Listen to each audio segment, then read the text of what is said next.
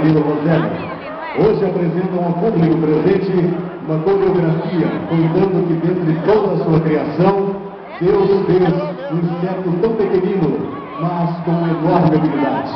A abelha, indispensável no nosso ecossistema, ajuda na polinização das flores e com a retirada do néctar produzem o mel que adoça a nossa boca.